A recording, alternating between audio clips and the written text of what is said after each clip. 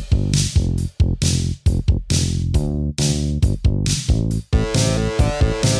got you into a Remington party. What's my thanks?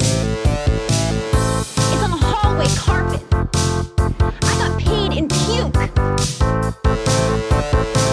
Lick it up, baby. I got paid in puke. Welcome to Paid in Puke, the podcast where we discuss female-driven films through an inclusive feminist lens, with the help of the 1988 film Heathers. Paid in Puke is hosted by Jessica Baxter, Amy Green, and Christina Barr.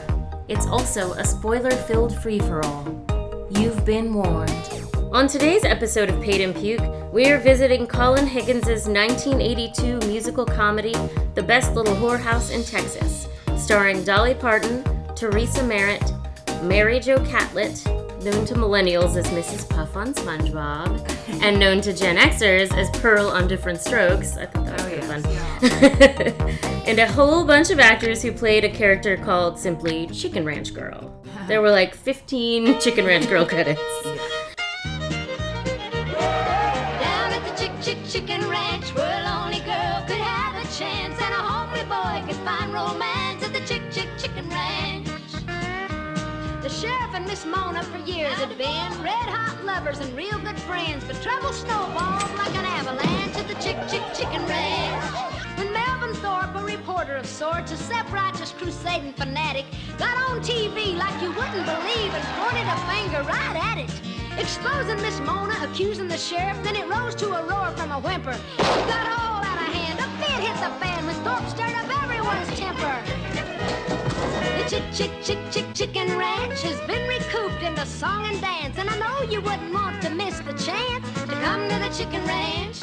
It's foot stomping, rug romping, sexy, good fun. Come on down and bring someone. There's good times and trouble and fiery romance at the best little Texas chicken ranch. So long, partner.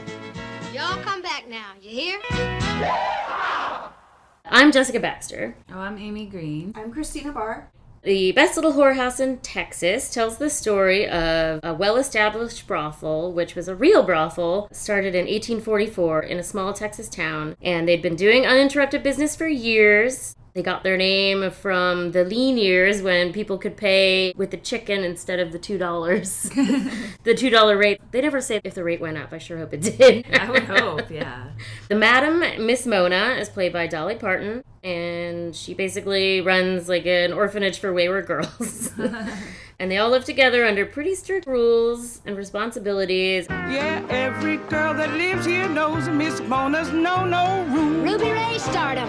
There's not to be wallered in. That's the kind of thing that big fat lazy hogs do. And it don't make money. Beatrice? And I won't tolerate no tying up my telephone with other people's business. Eloy's honey? And please don't show us no tattoos, no hearts and flowers on your thigh. It's downright tacky. Brands belong on cattle, and that ain't what we're selling at Miss Mona's. Do you catch my drift? I pay the food and the rent and the utilities. You keep your mind on your work responsibilities. Don't let your mouth overload your capabilities, and we can get along. Everything's going great, including a long-term, no-strings sexual relationship between Mona and the town sheriff, played by Burt Reynolds, a cab. When they get on the radar of one Melvin P. Thorpe, played by Dom DeLuise, a local television watchdog personality on a misguided moral crusade. Texas has a whorehouse in it.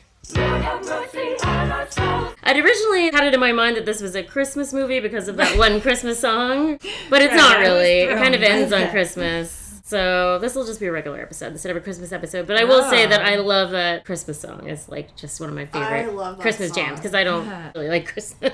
The other thing to know about this is that it was adapted from a Broadway play, which was in turn adapted from a Playboy article about the real chicken ranch. And the name of the original TV pest was Marvin Zinder. And he claims that he wasn't against the sex work aspect of it, but that they were using it to sort of launder organized crime. I have a report here that says that the chicken ranch is involved with and under the influence of organized crime. When in actuality, the Chicken Ranch girls were working with the law. When they would, like, overhear crime stuff, they would rat out their clients. So, Wow. I don't know. If only they'd had a conversation.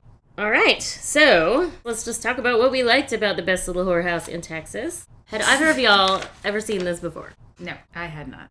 I was familiar with it. I remember it being on TV, and I remember Dolly Parton and Burt Reynolds. I think I saw some of it on TV, but I was like way too young to understand what was happening. It was like, this is a big party. Yeah. I think they probably cut a lot of it on Dolly TV too. Yeah. I've always loved Dolly Parton. Burt Reynolds, I guess he's sort of like a Florida celebrity. Like, Oh, is that right? He went to right, FSU, and he lived in Florida for a long time, and Oh my gosh, that's he's like crazy. a famous Floridian, I guess. So I had a roommate in college who was a real rich snot girl, and she asked me to proofread a paper that she wrote, and the paper was about their awesome other home in Florida. Like, she was from Redmond, and in it said, we bought the house from actor Burt Reynolds. Oh, wow. Oh, yeah. Like, So that's like how I knew that he had once lived in Florida, because my awful roommate's family bought his house. That's really funny. It's so interesting who they're the celebrated Floridian celebrities. Yeah, right? I just did a quick Goog and it says Smokey and the Bandit 2 was filmed in Florida. I saw that a bunch of times. So I don't know. It kind of blows my mind that he and Sally Field were together for a while. Anyways. I guess working together, you can make some bad decisions with it. You can get together with your coworker. But yeah, this is one that's filed away, and like, I saw this at way too young of an age, and I didn't know what the hell was going on. I also saw when I was young and on TV, and I'm pretty convinced that they must have edited it for television. First of all, because it's so long. It's almost 2 hours. Oh, there's which, a lot of nudity, too. Yeah, and that was definitely not... Like, the whole raid, I'd never seen that scene before. Which is so exploitative. Like, he's like, I don't want anyone to see all of these naked people that I am videoing intimately. Cocaine! Take the picture! Drop it! Crazy, but I guess that tracks for moralist Right. douchebags. But yeah, I bet it didn't make all that much sense when they edited it for television, because I'm sure they cut out all kinds of stuff that was necessary to understanding and following the plot that didn't need to be cut because of over-eager censors at the time. What I remembered was the musical numbers. That was what really stuck out to me, and I really enjoyed them. I love the dance in the backyard, and obviously the locker room scene is so really hilarious. And I feel like it's kind of a tribute to Isn't Anyone Here for Love? From Gentlemen Prefer Blondes. Yeah, like hot dudes working out and ignoring women. We're gonna walk and stomp and whoop it up tonight. Those little gals won't never, ever be the same. They're gonna love it when we walk and stomp and whoop it up. Alright. And then we're gonna show them all a thing or two. We're gonna demonstrate just what a champion can do. Yeah! Oh yeah, they definitely are very heterosexual, these men. They cannot wait to have sex with women. And then I've just seen the Hard Candy Christmas scene a million times. Yeah, I love that song. So good. Hey, maybe I'll dye my hair. Maybe I'll move somewhere. Maybe I'll get a car. Maybe I'll drive so far they'll all lose track. Me, I'll bounce right back. Maybe I'll sleep real late. Maybe I'll lose some weight. Maybe I'll clear my junk. Maybe I'll just get drunk on apple wine. Me, I'll be just fine and dandy. Lord, it's like a hard candy Christmas. I'm barely getting through tomorrow, but still I won't let sorrow bring me way down. Dolly is obviously the best part and the reason to love this movie, if you love it at all. It did have some trouble getting made. A lot of directors came and went, Oh, like were fired by producers, and then there were a million different versions of the screenplay. And then actually that scene where Dolly and Burt drive up to wherever and get drunk was all ad-libbed. That was even in the script, yeah. Wow. Which is kind of like the best scene with the best dialogue, and it's really funny. It always blows my mind too, and you're like, the script is pretty bad except for this one part, and then you find out later, like, the writer had nothing to do with that part. Wow. They just riffed off of each other. They're just so good together in the scene. Hey, look, did you see that shooting star? Mm-hmm. That could have been a spaceship, you know. Yeah, You believe in spaceships? sure. I saw a picture once. Tiny little fellers. Bald-headed, little feet, little hands. Got no peckers. Got no peckers? Well, I ain't interested. Jesus comes to your house, all hell's gonna break loose. You got a point there, you know. But you know, Jesus was really good to Mary Magdalene, the fallen woman. He was always being very sociable. He went to this big wedding once, and they ran out of wine. You know what he did? He turned the water into wine. Well, that's a man that knows how to throw a party. I thought that was hilarious. Like all the talk about Jesus and like, oh, he knew how to party. Yeah. And whatever. And Her take on it reminds me of like Tammy Faye and her, you know, like God loves everybody kind of vibe, which is like, that's the best kind of Christian. The one who actually practices what they preach. Shut up. Hot Probs is on. Oh, shit, yeah. But I feel like also it was the only scene in which they really had chemistry, because all of the scripted scenes was so stilted. I mean, obviously, like, Dolly's one of those charismatic people where, you know, you're focused on her, so it doesn't really detract from the scene too much if the other person isn't holding their weight, but Burt Reynolds is not pulling his weight. Especially, like, the Sneaking Around song, I feel like. yeah. I like lots of cash on hand and dirty jokes about the Fuller Brush man. I like stuff I understand, like sneaking around with you. You know, I like a thrill that has no strings. Friendship that don't ever change. And laughter from the joy of things. And sneaking around with you. Sneaking around with you. Going around that too. Doing what lovers do. whenever they're sneaking around. I thought that sneaking around, like that whole scene was pretty fun, playful, but they also really seem like they're avoiding each other. Like, it doesn't seem they actually want to like kiss or be in bed together. Yeah. It's strange. Yeah. That was one thing I totally remembered. The part where he is shirtless and he like took his pants down and he's walking with his pants around his ankles and the boxers. Really I'm like, I just so remembered that moment from watching it so long ago. I don't know. Yeah. It's just weird. Like that's what I remembered. I thought it was funny. It's very memorable. I thought it was some of the more tame scenes, so that was definitely on TV. Yeah, exactly. I tried to find like what was cut in a TV edit, but I couldn't really find like a list or anything. Except for, I'm sure that the raid scene wasn't in there. I was just like, they ran in with the camera, and then they come out. Yeah. And it's all over. But that was like the most poignant scene in a lot of ways, because it really shows how the predator is the TV guy and not the sex workers. Well, I just didn't like the ending with him bringing her to his truck and they're going to go away and get married. I just didn't really believe in that relationship very much. Right. It would have been better if they had just parted. They kind of had this symbiotic relationship where he was sort of protecting her and her business, and then she would sleep with him. Their characters are supposed to be in love, I guess, but I don't know. It just didn't work for me. There just ain't no way in this world it can work. You could make it work. Just have to give it a chance. If I should stay,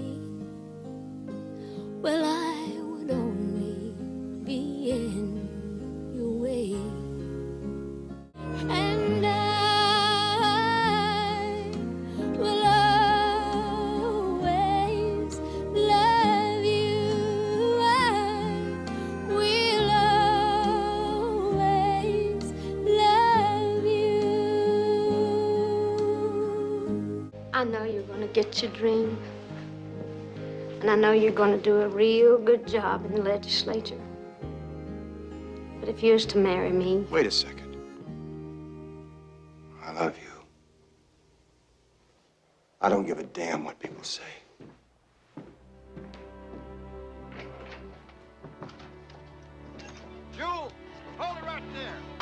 just felt like, oh, this is just a fun little thing or whatever. Like, he asked her to marry him, and she says no. She says no, but then she still goes with him. Yeah. I'm like, yeah, that's what it should be. Yeah, that's the right call. And then he gets her luggage and puts it in his truck. And he doesn't put it in the truck. It might have been like a goof or whatever, but he's like throwing it off the U-Haul. And then when they drive away, his truck bed is empty. Like, she doesn't have any of her shit. So hopefully she just comes to her senses and comes back. Maybe they're not going far. Yeah. It's like, I live in town. Yeah. Come back for your stuff. But you're totally right that relationship ran its course, and it was entirely a quid pro quo situation. And it's fun when, like, a quid pro quo can also be something you enjoy, you know? I do feel like she genuinely enjoyed his company. But you definitely don't get, like, a love vibe from her at any point. And in the real life story, at least reportedly, there was no affair between them, but the sheriff was protecting the place. It's interesting that they're like, oh, we have to have it be like a relationship, because why else would a sheriff protect a whorehouse if he wasn't having sex with the madam? I feel like that's probably just like for the movie, you know, like people want something like that in a movie, you know. Yeah. That's what I thought too. I was like, oh, people just must have wanted them to drive off into the sunset in the end. Yeah. Like it was just wrapped up in a bow. It would have been a perfectly happy ending if she'd driven off with Jewel, right? Like, those two had a great relationship. They had way more chemistry than Dolly and Burt. I really loved that friendship. I guess it was more of a partnership. Like, they kind of co-ran the house, even though Mona was in charge, technically. Yeah. Well, Joel, I just promised the sheriff that we're going to shut the place down for 2 months. What? How can you promise that? What about the football game celebration tomorrow night? I forgot all about that. It's the Thanksgiving game, Miss Mona, and that's real special. Well, I know it's special, Jewel, but I don't know what to do now. I did promise. You think if we just closed the doors to the regular customers, just went on with the party as planned, that'd be all right? I'm sure it will, honey. That party is a bigger tradition than the game. The movie is all about protect this whorehouse because... You know, this is like a grand tradition in Texas. You know, like her sons who came back from World War II go to this. I think it's just wrapped up with me, like, seeing it too young, I guess. But it's just this idea that women are, like, this form of entertainment for men or, like, amusement for men. Well, there's not that much about the women. There's not that much about the women, and it's like, woohoo, we're gonna go to the chicken ranch and we're gonna have sex with these women. And yeah, there was nothing about the women. And then the sheriff's like, well, I'm sure your grandfather took his son, or I don't know, whatever, to learn about the birds and the bees. Go there with your friends after your business meeting or something. It's just like going out to get a drink. Just go to the whorehouse or whatever. Yeah. It's interesting how the townspeople justified it. You know, it wasn't like, oh, it's great that these women have agency. It was more like, well, it's good for the men in the town. I ain't never seen anything bad come out of there yet, and I've lived here all my life. Why, they attract a lot of business to the community. They pay their taxes, just like you and me, and no one was ever forced to go up there.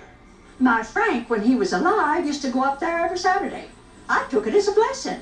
Oh, yeah, that one guy that was like, if they can't find women to have sex with, they're gonna rape I know, people. a little And it's like, I think it's a good idea.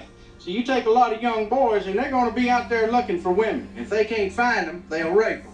And if they don't do that, they'll run to other women and get diseases. Those girls went to doctors. and these girls go to the doctor. I think if it were made today, it would be like a more balanced story. Yeah, well, definitely. The characters would have names besides Chicken Ranch Girl, and we Right. would learn more about them than like the one line they get to sing in Hard Candy Christmas. That's like gives them personality, or they really tried, you know, with their outfits to sort of differentiate themselves and their demeanors, but it's just hard. They're swimming upstream. I really do feel like Colin Higgins was trying, and he had already directed Dolly in 9 to 5, so so he was really trying to sort of continue his male feminism stance of the 80s, but it did not work nearly as well as it did in 9 to 5. And it's so interesting that they're like, we really want to be feminists, but we don't want to involve any women in making this movie or telling the story. We understand feminism, so let's explain it to you. Yeah. I loved the Dom DeLuise character. Like, I think he's so funny. He is really so funny. hilarious. I love how his show is like so gay. Yes. Bodies close together, arms and legs all rearranged, and the sheriff does not close it down. That's very strange. Does not close it down, that's very strange. Me not just a brilliant teen honky-tonk cowboys. Oh no. Mixing with green-eyed, thin-lipped, hard-as-nails, peroxide blonde. Oh no. Not to mention some types that you'd never guess would venture near, acting all depraved and loose and wild, 90 miles from here. I love the part where he's in his cowboy boots and like that vaguely like soldier Civil War outfit, and he's jumping up and down and like, Oh my god. he doesn't really care about what's happening. He just wants to be famous, and like that's part of the game. And like he's just like a carpetbagger from New Jersey. He looked vaguely like Ted Cruz to me. Like yeah, He definitely had that. Most corporations involved in false advertising would just laugh at a $50 fine, but you show up with your TV camera and give them a little bad publicity, and they shape up faster than goose shit slides through a tin horn. Now, Melvin, it's that bad publicity I want to talk to you about. That could hurt people. You take that report you're doing on the chicken ranch. That place is older than rocks and water. I wouldn't be surprised if your granddaddy took your daddy out there to learn about the birds and the bees. I'm from New Jersey. See, I moved to Houston 6 years ago. Texas suits my style. The point I'm trying to make is that every schoolboy in the state knows about it. Most of the politicians have slept there. And the mayor and the people of my county that voted for me, they want to keep things just the way they are.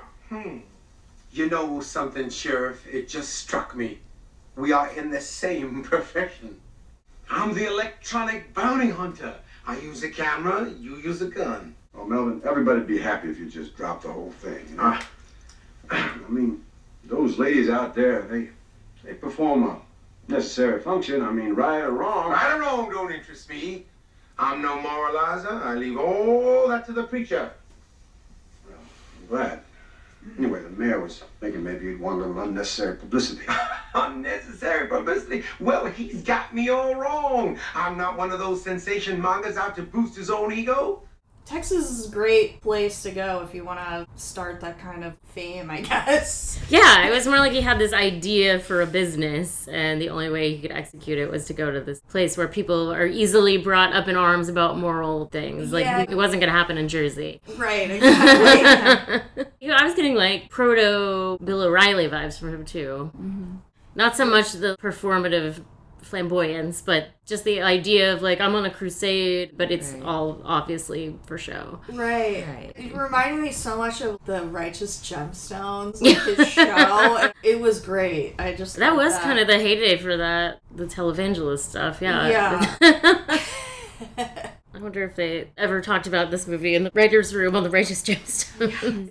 Like, it was entertaining, but I don't feel like there was that much to this movie. Yeah. Like, that was sort of like a general hot prop. I enjoyed watching. I had never seen this before, never seen anything from it. Like, I remembered, like, the poster. So I was totally fresh to it. It was entertaining enough, but, like, it didn't register with me in any way, really. For how long it is, there's not really that much to this movie, you know. It kind of reminded me of Sweet Charity in that way. Like, that's way too long, but there are a couple of really memorable and good musical numbers, but the plot, it's also about a prostitute. A hooker with a heart of gold, but it, like, kind of falls apart whenever they get into the weeds with the dialogue. They should have just made a bunch of punchy musical numbers and made that the vibe instead of trying to explain everything in dialogue that just gets away from itself. Yeah, that's true. Like, the tension building, and then you didn't have to have the dialogue. It's like, well, I told you to close the place, and we didn't need it explained. Spelled out for us, you know, and totally. That was all the conflict in the movie. You gave me a word and I took it. Now I'm the law. That law? You want to talk about the law? A bunch of crazies break into my house tonight, coming in here, taking pictures, invading my privacy, and do you want to know what the law is going to do about that? I can tell you, nothing. They had no reason to do nothing if you had done what you said you were going to do. I trusted you. That's what hurt. I trusted you. Don't you talk to me about trust. I trusted you to protect me. I made a mistake tonight, okay? Well, I ain't apologizing. I'm a businesswoman paying out double taxes. I expect a little protection for my money. Where were you tonight? I couldn't get you on the phone. I was home in bed because you gave me your word you were closing down. Yeah, it was all spelled out when it didn't need to be. Yeah. There's like that monologue at the beginning. Jim Neighbors, the narrator, who's like, it all started with visit from the football team. And then he's like, actually, it started 3 days earlier. Well, everything was going along fine, just like always, until that famous college football celebration. Some folks think that that's when the trouble started. You see, for years, the winning seniors of the Texas Aggie Texas U football game at Thanksgiving, they were treated to a night out at the chicken range by their alumni association.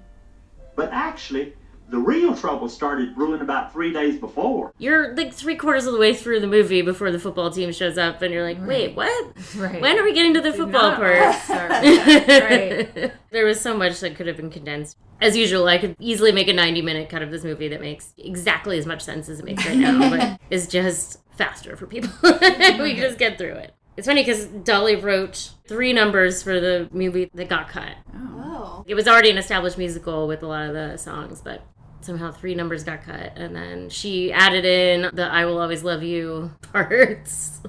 Which is funny, 'cause it was already released on an album at that point. Like, it's not that song was not from the movie. I had totally forgotten it was in the movie. I was like, oh. That's weird that we saw 2 movies this week with that song. We saw Priscilla earlier this week, and I loved Christina's story that she found about how Elvis wanted to buy the song, and Dolly was all on board until he asked for exclusive rights, and then she was like, fuck off, I'm recording it myself. Yeah, no way. That's so good. And then I love that she did give it to Whitney later. I'm sure Whitney had a lot less controlling demands about the song. Like, we can both exist and have our own equally impressive versions of the song. Yeah. Right. I definitely don't like what Ed Earl calls Joel Porky. He can fuck off with that. How are you, Sheriff? I'm fine. How are you, Porky? Oh, Sheriff, I've been real good all week. I've lost 6 pounds. Oh, yeah? Well, don't take nothing off them cheeks. Oh, go on. He calls her that a number of times. And I was just so annoyed by the scene where, I don't know if it's supposed to be cute or something, where Dolly's got her little outfit that she bought, that she shows to him, and she's like, and I bought these little underwear for you. And he's like, hell no, I'm not putting this on. They're real little. In fact, a guy could hurt himself wearing those things. I don't think so, thank you very much. Hey, Earl, I paid $20 for these plus postage, and I won't be wearing. Oh. You paid $20 for these? Yes. Well, you got screwed. Come on, Ed Earl. No. If they look half as good on you as I think they're going to, you ain't going to have to wear them but a second, maybe less. It's not like she's asking you to take a picture and show it to everybody. Right. Like, He does put them on, though. But then he, like, jumps under the blanket, and he won't let her see it for even longer than 1 second. I don't know. I felt like that was not GGG of him at all. I don't know that I agree with that. Yeah? Like, I don't know, it's GGG to want your partner to wear something they're not comfortable wearing, you know.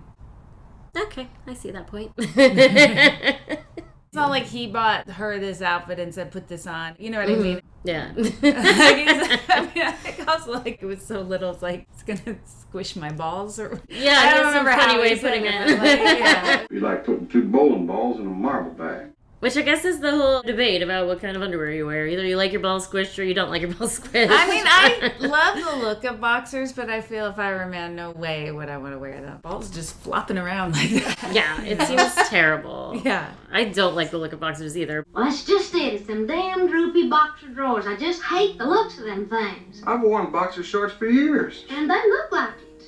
These are a brand new pair. Oh. But I think boxer briefs became much more of a thing. Yeah. When they first came around, it was like they were like a gay thing, and now It's like, oh, the gays are onto something about yeah, it's a good look. ventilation and stability. Right, yeah. That is really good compromise. I think what looks best is just briefs, but I understand why it's like briefs like tighty whitey? Yeah, but not white. Any other color. Like black in particular. Yeah, it's hot. But yeah, it's an important decision to make about how you're going to house your balls or stuff your pants, as Dom DeLuise does. Oh my god. I love that whole scene of him getting dressed. And he's like talking about how you cannot have false advertising. He's like, give me that sock. And how the extended version of him like smoothing it out on his leg. Thank God we still live in a society where anything that's phony or dishonest can't stand the light of day. suck. I think he's hilarious. When I was like looking at reviews, I saw a lot of people be like, Dom DeLuise and is tired, whatever. Like a lot of just DeLuise slander. And I'm like, you guys are seeing this all wrong. This is hilarious. Next call. It is funny, too, that he also acted with Burt Reynolds and Cannonball Run. I know. They were such a pair. As you probably know, we're the favorites to be the winning racers tomorrow in the Cannonball race, which is going to be poured. Good evening, ladies. Evening. Hello. My name is J.J. McClure. This is my... What a double feature that would make. Duo, right? I talked a little bit about the Dom DeLuise slander, so I'll go into, I found a couple of examples. Did you have a brain tumor for breakfast? Obviously, there are things to criticize about this movie, but Roger Ebert was focusing on all the wrong stuff, in my opinion. Roger Ebert was not a good film critic. I don't think so. I feel like his taste was so trash. I don't know why people, revere him. I don't either. But go on. Yes. I'm gonna let you finish. Okay, here, I'll just read it. He says, if I were asked what image dominates the film, the honest answer would be Dolly Parton's plunging neckline. I feel like he reveals so much about himself in his reviews. Yes. He says, I'm not trying to be cute. Don't worry, you're not. Yeah, seriously. The awesome swell of her wondrous bosom Jesus dominates Christ. every scene Dolly appears in, and that includes just about every scene in the movie. Yeah, because she's the main character. Fuck off. What an insane take. Yeah. I want the lady to not have tits. I was distracted by her tits, so bad movie. I mean, also, that's her thing. Yeah. And then he goes on something about the only time she talks about her tits is when she's joking about being top heavy, blah, blah, blah. And it's like, yeah, that's funny. I couldn't be a ballerina now. I'm too top heavy. I have a hard enough time balancing these things now without getting on my toes. Why is that a problem? Is she supposed to be talking about her tits all the time? What? It's just because that's all he could see. And then he says, whorehouses, Texas ones included, are not exactly very nice places, but the whorehouse in this movie almost seems like a refuge for wayward girls. Because that's what it is, you dipshit.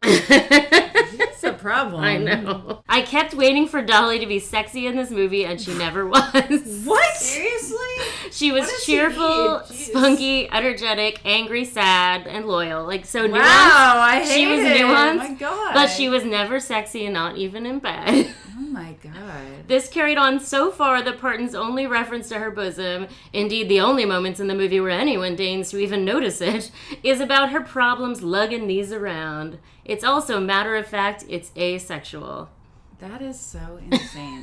Where do I even start? That's crazy.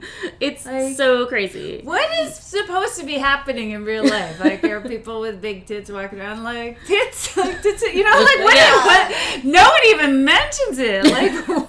But I'm sure if she had been do you like focused it on when her people tits, just are always talking about your tits? Love it. I'm sure he wouldn't have liked the alternative either. It seems like he just wanted to complain about a female protagonist. That's really weird. Especially that he was a large man in a time of not body positivity, and they're always referred to as the bald guy and the fat guy, Yeah. That's weird. Yeah. It's a little bit of a double standard. Right. Yeah, I feel like every time we do one of these segments, one of them is a Roger Ebert review. Yeah. The New York Times one wasn't even nearly as egregious. It just says, the film lacks even the inadvertently buoyant awfulness that makes bad movies fun. I don't know. And then the TV Guide said, all the tunes are forgettable, which is so crazy. What? What? How do you not have some of the songs? Sneaking around with you, keeping it all brand new, getting the best of you, whenever we're sneaking around. Texas has a whorehouse in it. Lord have mercy on our souls. Texas has a whorehouse in it. Lord have mercy on our souls. It's just a little bitty sad country place. Nothing much to see. No drinking allowed. We get a nice quiet crowd. Plain as it can be. It's just a finished but no time country place. Nothing too high tone. Just lots of goodwill and maybe one small thrill. Just lots of goodwill and maybe one small thrill. Just lots of goodwill and maybe one small thrill. But there's nothing dirty going on. Nothing dirty going on. Yeah, and then he says DeLuise and Reynolds ham it up mercilessly. Okay. Like, yeah, they is it supposed to be like that's in the kind of Bethlehem? person they is. Yeah. They do what was asked of them. Right.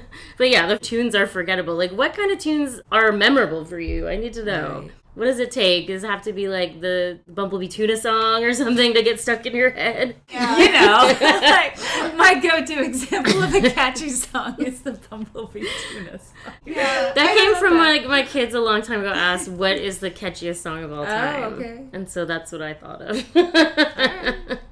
I don't even know if I know that song. I don't want to sing it because it will get stuck in your head forever. Okay. Well, I don't know. Maybe the New York Times, their heads are up their asses. I mean, I couldn't even find a person so who... intellectual bullshit. Yeah, that's true. That's my opinion. I agree. And it was interesting, too, that I couldn't find a name to put to that review. Like, whoever it was like, scrub it. Just make this the New York Times take. Maybe it's time to take a vacation. So that's the end of that segment. Our love is God. Let's go get a slushie. We'll see some fun facts. Burt Reynolds got a hernia when he picked up Dolly Parton in that one scene. That's pretty funny. The Chicken Ranch house was used as the Firefly house in House of a Thousand Corpses. Oh, I didn't see that. It's pretty fun when you do a side-by-side comparison. It's like that house. Imagine that house, but with like a lot of old dirty dolls hanging from the porch. It did look like a spooky kind of house. And at the time of release, this movie was the highest grossing weekend opening for an R-rated movie. Oh. But it was broken 2 years later by a Beverly Hills Cop. Oh. Yeah, R-rated movies were kind of just becoming acceptable, I guess, at the time. That's cool. And then some alternate casting. Grain of salt, IMDb, but it is said that Chris Christopherson and Gene Hackman were up for the role of Ed Earl. Weird. Oh, wow. Chris Christopherson, I can see. Gene Hackman, I know, like, does does he much sing? Yeah. Right? I mean, like, does Burt Reynolds sing? You know, I mean, Technically. Right. Well, that's what I'm saying. Yeah. Like, And then they were also thinking Barbara Mandrell or Crystal Gale for Mona, but it's like, how could you top Dolly? You can't. Yeah, come on. I really wish that she had had more cinematic opportunities, because the only other one I could think of was Rhinestone, which is awful. Awful. Oh, yeah. That movie is fucking Sylvester nuts. Stallone. Yeah. 9 to 5 did her justice, I feel like, and then after that, they're like, what do we do? They don't know what to do with her. Yeah, she's just so charismatic. Yeah, I mean, you she's just so can't funny. not love her. Like, Yeah. Who doesn't love Dolly her Parton? best Like, job is talk show guest. Like, anytime she's ever a talk show guest, she's just so good. Yeah. Her That laugh should just be her whole thing. is so great. I just love her laugh. Now, where do you hide your wrinkles? Well, you'll have to ask the doctors in Beverly Hills about that. I don't know where they've got them. I feel like she's the closest thing we have to an angel on earth, honestly. She fucking funded a vaccine for COVID. She's amazing. Right. She stands up for trans kids. She's a fucking goddess. I love her. Sorry this movie didn't do you justice, darling.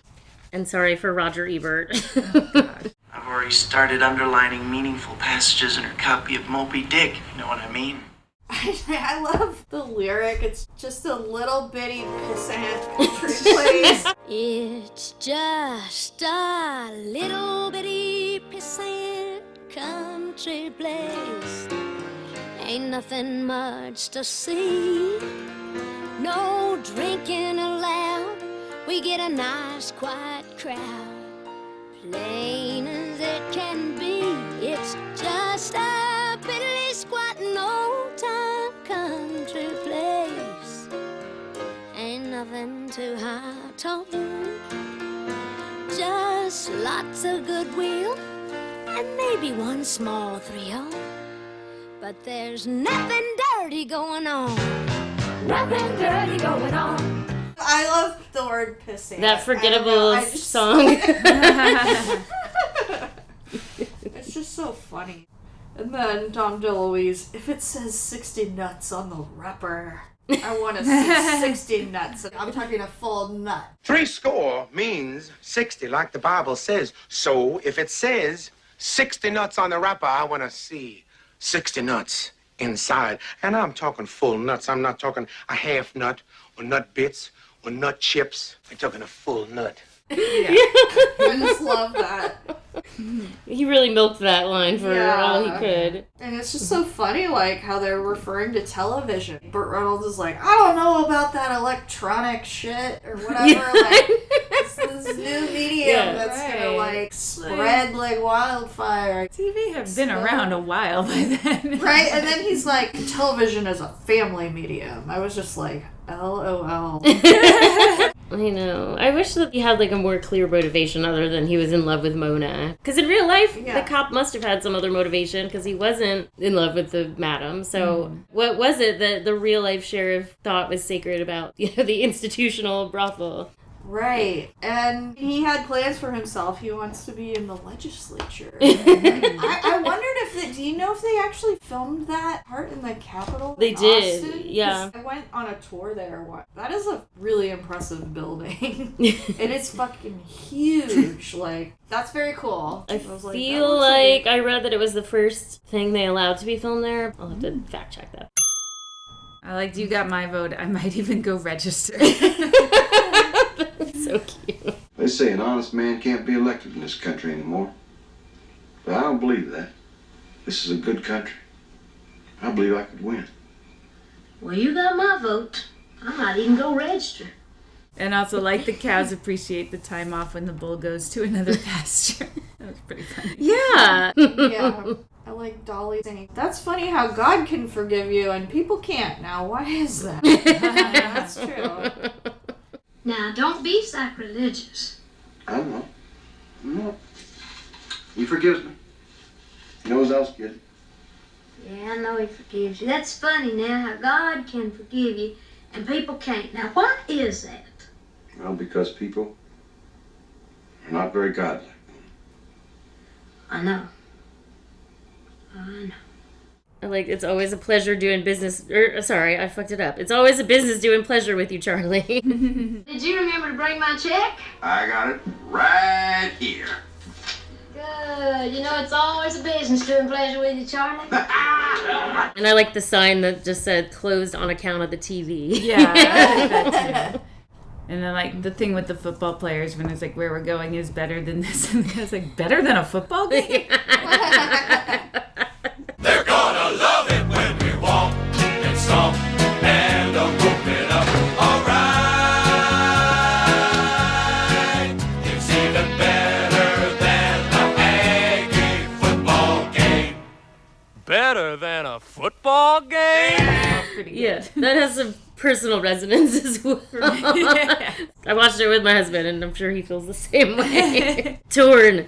I like Jim Neighbors. He's like, my wife saw it on TV. They bleeped him out, but she read his lips on every hell goddamn and shit. My wife couldn't believe what she saw last night. They bleeped him out, but she read his lips on every hell goddamn and shit. He's just, I don't know. He was really funny. He's so fun. He's very goofy. I just remember him in so many things, but I'm like, what was he in, actually? Gomer Pyle's the thing I know him that's as. And I thought he was so annoying on that, so I was really surprised at how endearing I found him in this movie. I wrote down 1 more mile at the Chicken Ranch because, like, they start off and they say, like, 36 miles, but where you don't see them singing all the way, but it's like they counted down the whole time. 75 miles until we get to heaven. 75 miles until our plans are laid. 22 miles until we get to heaven. 22 miles until our plans are laid.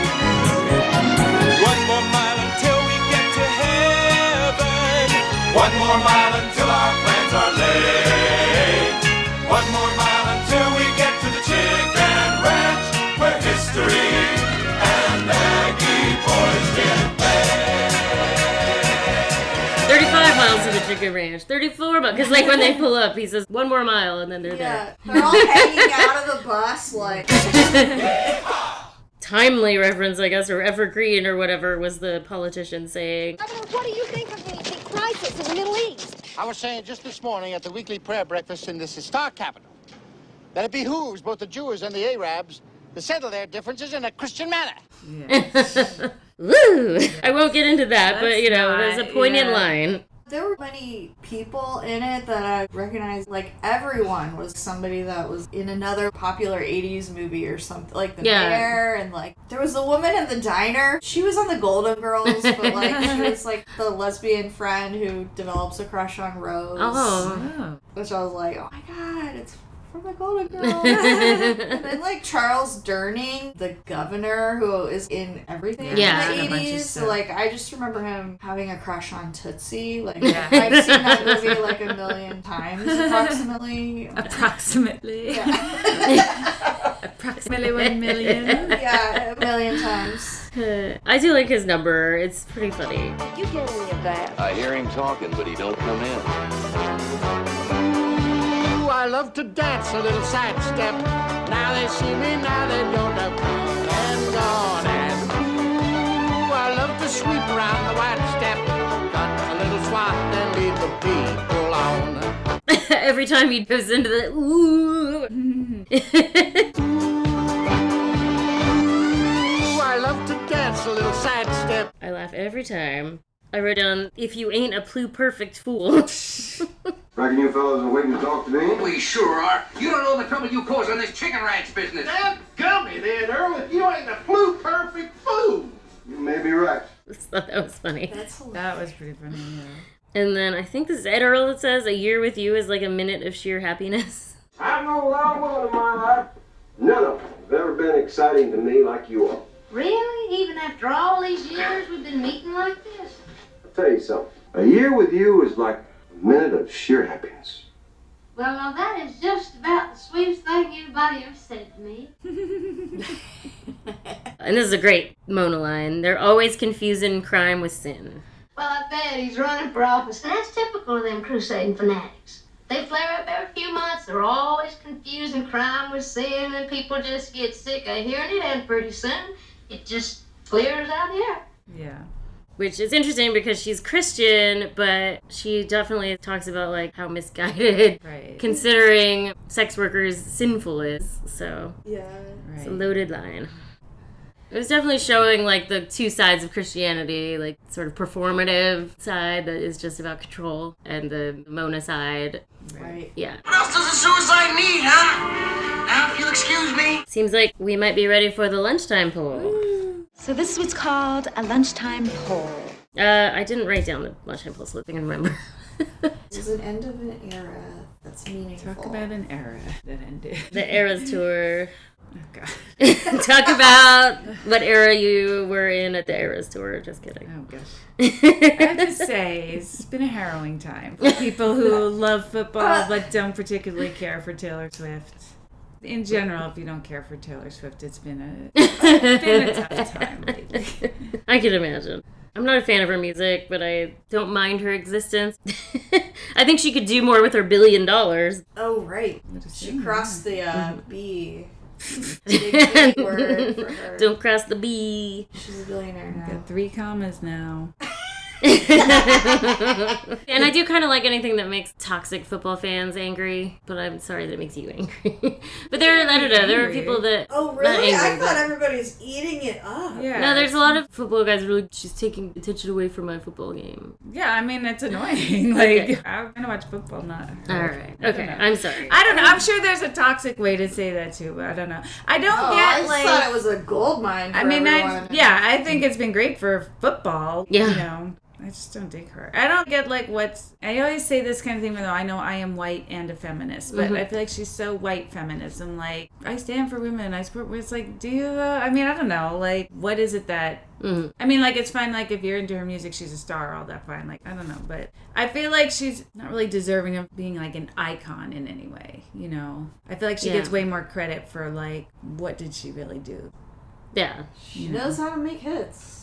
Right, I mean, yes, she yes, does it. And she's prolific. I think she's a perfectly fine pop star. I don't like her music, but I think she's a fine pop star, but held up as some big deal in some other way that I'm like, I don't really see it, you know? Like taking control of her catalog, like good for her, you know? But that is like for her. I don't think she does anything for anyone else, for like struggling artists or marginalized people or anything, you know? Which, like, she doesn't have to. I mean, I feel like you should. But, like, you know, I feel like in some way she gets credit for something that she didn't do. Mm-hmm. I don't understand what people love about her so much, but I know she makes a lot of girls happy, which I like, in a not actively offensive way. So that's good. But I do think when the Spotify thing was happening, I mean, it's still happening. Right now, what they're saying on Spotify, we're going to stop paying anyone who has less than 1 million followers or something like that. They were never paying those people much anyway. What the fuck? How are they saving money doing this? And it would be so helpful if she said something like, I'll pull my music if you don't compensate artists properly. Like, she could definitely stand up for other artists a lot more than she is. And you're right, Amy, there's no obligation. But what are you doing with your $1 billion otherwise? Right. I mean, I think you do have an obligation when you get to a certain level of power and wealth. I think you are obligated to give back in some way, you know. Yeah.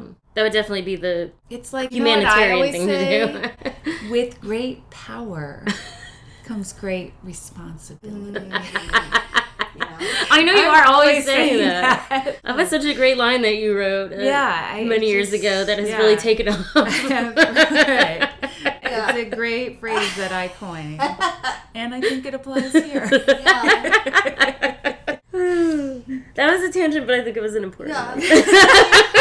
We haven't had like any significant tangents in a while. I definitely feel like she became famous at such a young age. And she seems like she does everything to make people happy. And like, I hope she really likes this guy, but it seems like everybody really wants her to marry him. And like, we'll see. How far will she go to please people? I know. And then there's, of course, the rumors that every man she dates is actually a beard. Right.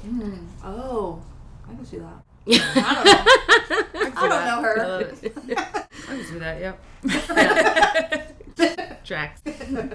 Which, if that's the case, that is pretty fucked up, because that is you're in a very good position of power to bring attention to queer perspectives if that is what's going on. I watched her Miss Americana thing on Netflix, and she has this comment. She says, like, the year you get famous is your emotional maturity age. That is a thing people say. Wow. Yeah. And I'm like, I can see that. Right. Dang. Like, that is like, when people get famous young, it's like you stop having to grow, you know? Wow. I mean, her lyrics have not changed in any way. It's been exactly the same kind of song the whole time. I, like, hate the way she sings. Like, I feel like every song is like a chant. I do not dig her music. Yeah, I don't either. Well, anyways, what's our... Yeah. Right. Okay, the lunchtime poll. Our lunchtime poll, how do you feel about Taylor Swift? I guess I just feel like teenagers should not be famous and have careers. Like, it's bad for all. More and more evidence is pointing to that. There's a strong case for, like, child acting to be... Well, it's like, why is that the one exception we make? Because you shouldn't have jobs. Unless it's for our entertainment, you know? Like, I'm listening to this audiobook. I'm glad my mom's dead. Oh, yeah, I read that. Her mom sounds... Oh my god. Ooh, that sounds like just like something taught I would her to be love to... anorexic. Yeah. Like about, like, it's the girl, Jeanette McCurdy, I think is her name, that was on the show that Ariana Grande was on. Kim like, or what Sam is and Sam and Cat? Okay, that sounds I think she was on iCarly, and then the spin-off is Sam and Cat, and that's the one with Ariana Grande. Yeah, basically it was like she was a teen star, and when she started developing, her mom taught her this fun thing about not eating. Oh, yeah. Wow. Yeah. Very relatable story. Fun. Woo! God. Ugh. Definitely have to look that one up.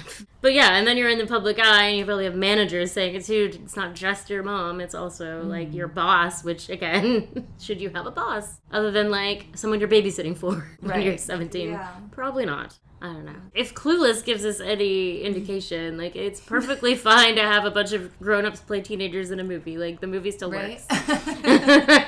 We can suspend our disbelief without actually, like, fucking up adolescence. American Sniper gave us that scene with the straight-up plastic doll, which is amazing, right? That is so fucking funny. I love it. I didn't see that. I didn't see it either, but there's just a clip that went around at the time where it's like, you can really tell that it's a doll. It's so funny. It was really obvious, but like the idea of Clint Eastwood. But like, why does it have to be a real baby? You know? I just think it's hilarious that in my mind I'm envisioning Clint Eastwood being such a cranky old man. Like he's like, I don't want to deal with a fucking baby or whatever. He's awful. Yeah. Well, then shouldn't he be working with dolls and not actual babies? I know. Yeah, I don't know what. exactly. I don't feel like his motivations were pure, whatever they were, but they weren't like I don't want to exploit a baby. Like, I'm not dealing with this. I assume it was just one of those things where it's like you only have a limited amount of time with the baby, and then they went over and it's like, all right, we have to shoot it with a doll. Yeah. It's so funny. There were like really realistic dolls though, but maybe they weren't. When did it come out? 2015 In the last or 10 something? years, I would say. I don't know. Like the dolls you learn CPR on are like really lifelike. Those little floppy baby dolls. We can just It was CGI floppy. a baby now. I know, it's true. We can make anything with computers. Right. We don't need to. Can we just make old children? Actors. Yeah, let's do the de-aging thing. Yeah. Just have baby Robert Downey Jr. play every teenager. Well, I'm so glad that SAG got the AI clause. Oh, that's good. That was like basically the whole thing, right? Also, the day rate got a little higher too. They should be like ashamed. I guess that's another exception. It's like minimum wage should go up except when entertainment is involved. Right. What is it about that anyway? Because you should feel so lucky that you're in this industry. Yeah, a lot of people Get don't the get this exposure. opportunity. You can't put a price on that. Or you can. It's $250 a day. So this is what's called a lunchtime poll. All right, well, the lunchtime poll question is, what is an end-of-era situation that you had that was fun? Okay, I don't like the way I phrase this question. No, it's perfect. What was the situation you had that was fun and or meaningful, and then it was an end of an era? It couldn't last forever. Like you knew it couldn't last forever. You knew it couldn't last forever. Thank you. I'll go first. I mean, I had a few, but the thing that I thought of for this was the newborn stage. When especially the first time around, when Logan was born, that time where it's like, you don't have to do anything at all except like hang out on the couch with your baby, you know? And both my kids, especially Dash, but both kids were like very easy newborns, you know, like no issues, like slept great and nursed fine, you know? So I didn't have any difficulties. I didn't have sleep deprivation or anything. And my mom came to visit us right after. And then a couple weeks later, my dad came to visit. And my dad, I mean, both of them were super helpful, but my dad especially was like the best visitor because he loves to cook, you know? So he would go to the store every morning, get stuff and make stuff, and he's like very chill, you know, and just, you know, people like bring you food and want to see the baby, you know. It's just like such a nice time where you don't have to do anything at all other than hang out with your baby, you know. When I gained a ton of weight both times I was pregnant, and when I left the hospital the first time, like the nurse was like, don't even be thinking about your weight for like the first couple months, don't even, you know. And that was so freeing, you know. Like it's one of the only times in my life that I haven't felt that way, you know. So it's just like, I think most of the times in your life, if you're like just hanging out all day on the couch, watching TV or whatever, you feel like you should be doing something else. And this was the time where it was like, you know, really have to do anything else. Maybe put a shirt on if someone's coming over, you know. Like. So obviously that's not something that's going to last. But I feel like I really savored it both times that my kids were babies. That's great. I'm so I glad that you could do that. I got a very good newborn experience. Yeah, it's not easy for everyone to let go of responsibilities or perceived responsibilities, because you're right that the responsibility is taking care of the baby, but we're not a great society for letting women off the hook when they have babies to take care of. Right. So yeah, I'm so glad that you had that. That's wonderful. I can go next. I am in a band currently, so this is no slander of my band that I'm currently in. But my first band that I was in, we sort of formed as just, and it's not like for anything other than having fun, but we like to get together and sing, and we had a friend who could sort of play the drums, and my husband could play the bass, sort of. You know, we could all sort of do something, except for this one guy who we knew who was like super good at guitar, and so he basically carried the whole band. He made us sound really great because he was so great. And I was singing, and Emily played keyboards, and I would write these little, like, raps. We started out playing Weezer songs, and then we were like, let's mash up 90s hip-hop into them, and then we did a bunch of those, and it was so fun. So my 30th birthday was coming up, and I was like, well, let's play a show. It'd be so fun to play a show with all our friends, and I put together, like, a battle of the bands that happened in our living room, and then after that, people responded so well to it that we had gig offers. Like, we had 3 gig offers in kind of a short period of time, like 6 months. And so we were like rehearsing regularly and doing these things, and they weren't huge, but like we played 2 coffee shops and we played the Rebar. And the Rebar show was our last show, and it was so fucking fun. It was a mashup night.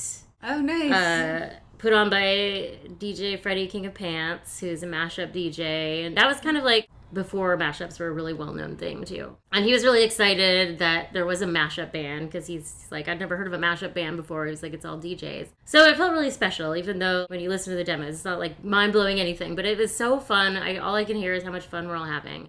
And then the guitarist, he already had a kid, but then his partner was pregnant, so he's gonna have another kid, and so he's like, I don't have time for this anymore. And we're like, okay, we understand. And we like tried to carry on without him, but it wasn't the same, and so we had to break up.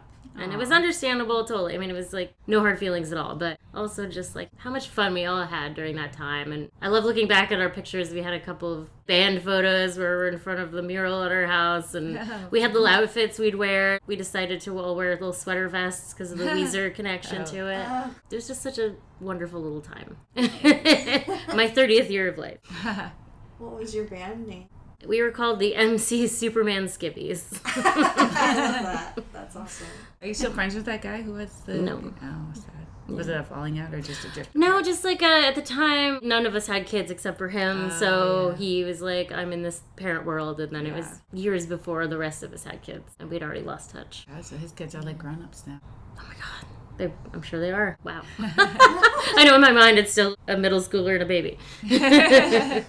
Well, mine is living in the dorm, like in college with my roommate Amanda. We were like randomly put together and we just became so close the first year of college, and it was just so much fun. It's the first time living outside of my mom's house and having all this freedom, but also like, my answer isn't super long. Okay. I just really miss that time. Like an end of an era. You know, you can't live in a dorm forever. Anyways. Yeah. And it's always going to be really meaningful when you live on your own for the first time. It was like feeling like independent, but it was like looking back, it was just like, oh my God, I was still like basically a child. Yeah. Like, but it was a lot of fun. Yeah, it's so fun. I'm glad we were able to sort of, you know, not everyone is able to do this, but when you're able to send your kid off into this sort of softball adulthood instead of just kicking them right out into the real world. Exactly. Yeah. How very. Watching it, I could not believe that's over 40 years ago. Oh, yeah. And I was like looking at the cars in it, and I was like, oh yeah, I remember when cars looked like that. You know, that was 40 years ago. Yeah, it is really wild. Yeah, it is really wild. Like things from my childhood, I'm like, holy shit, that was a long time ago. It's like seems like another world, another life, you know. And then, especially when you consider that the only thing that's really changed is the cars and clothes. Like, seems like the attitude of politicians and cops and the general public is the same. That's what really gets me. It's like, okay, it was a long time ago, but when you're looking back on this 100 years from now, it's going to be like one long, I don't know, puritanical period. If we don't blow ourselves up first. Right. I'm sorry, we always have to take a little tragic turn here. But the world is a dark place right now, you guys. If you enjoyed this episode of Paid in Puke, please take a minute to give us 5 stars on your preferred podcast app. If you did not enjoy it, no further action is necessary. Paid in Puke is hosted by Jessica Baxter, Amy Green, and Christina Barr. Follow us on Twitter at PaidInPukePod, on Blue Sky at PaidInPukePod, on Instagram at Paid in Puke Seattle, and on Facebook at Paid in Puke Podcast. Paid in Puke is produced and edited by Divine Betty Media. Music by Silent Partner and Jessica Baxter. Thanks for listening. You're beautiful. Lick it up, baby. Lick it